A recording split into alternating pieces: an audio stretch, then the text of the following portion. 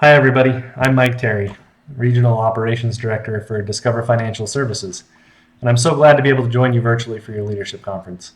I'm a big fan of DECA, and I'm always so excited to spend time at your conferences and see the results of your hard work and your preparation. The fact that you choose to spend your free time at this age, already preparing yourselves for your future careers, just speaks volumes about your potential as leaders. Today, I was asked to talk about a principle of leadership. And a lot of people think that being a leader means being the boss, that when you're in charge, others are there to work for you, to meet your needs and do your bidding. But in my experience, the greatest leaders, the ones that I've seen attract and develop the best talent, the ones that produce the best results, and the ones whose careers just seem to take off, look at their role quite differently.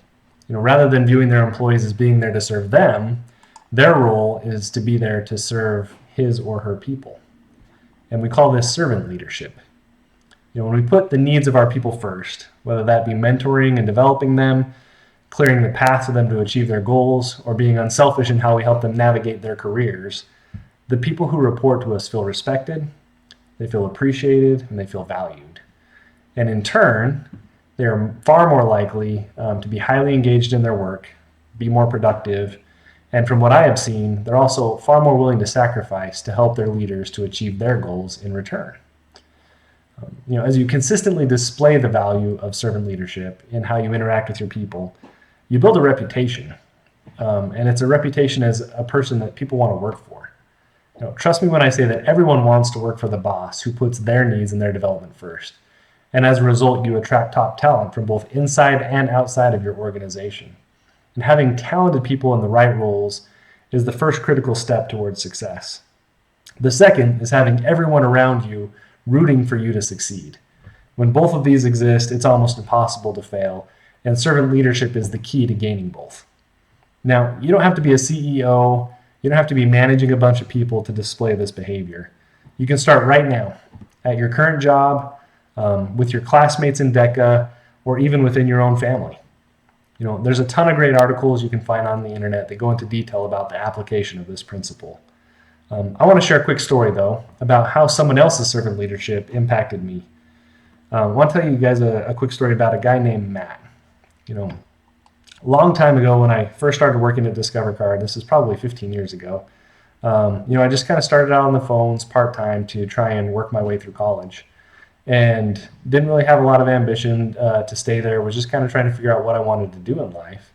But a position of it came available, and it was the position of coach, where you would help other people to, take better calls on the phone. And I thought, this is kind of like a first step into leadership. I don't know if I'm really cut out for it, but I'll give it a try.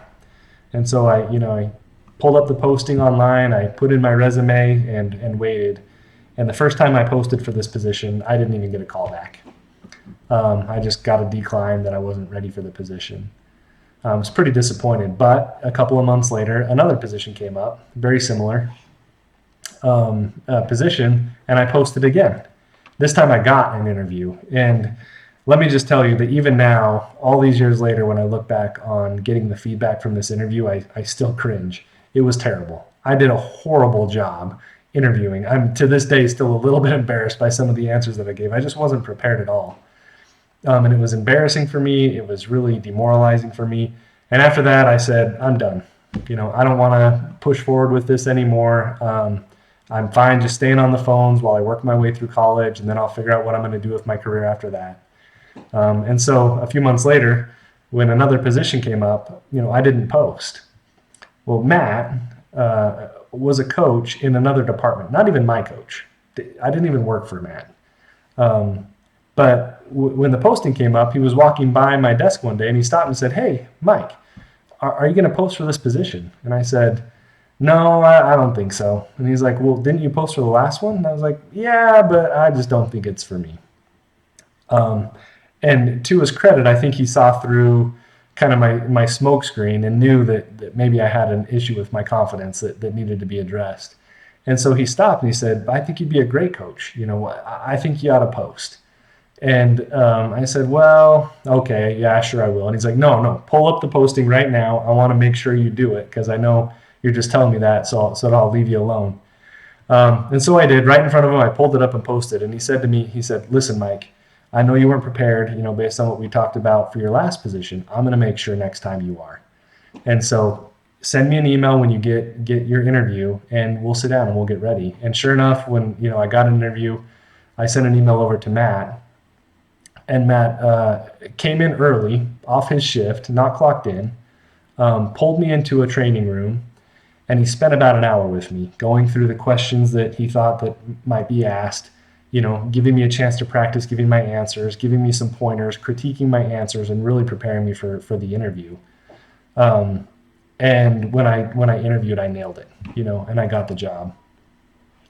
And just so grateful. Matt didn't have to do this. I didn't report to him.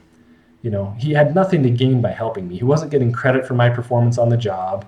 I certainly wasn't in a position to reward him or pay him back in any way. But he did it because he was generally a good person who wanted others to succeed and reach their full potential. And he certainly had an impact on helping me to achieve my potential. With just a few minutes of Matt's time, he changed my life. I've had this awesome career at Discover Card ever since. And when I think back, it almost didn't happen, except that Matt took a few moments of his time to encourage me, to serve me, and to help me to reach my full potential. It's been over 15 years since that day, and Matt and I still work together. And I can tell you, he's been wildly successful in his career.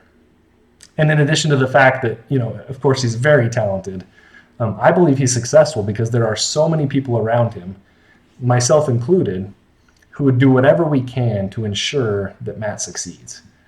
This is the power of servant leadership. So anyway, that's just a quick thought. I would encourage you guys to look up servant leadership online, tons of articles that you can look at. But thanks for letting me share a little of what I have learned over the course of my career on what it means to be a leader. And I hope you all have a very memorable DECA Leadership Conference. Thanks.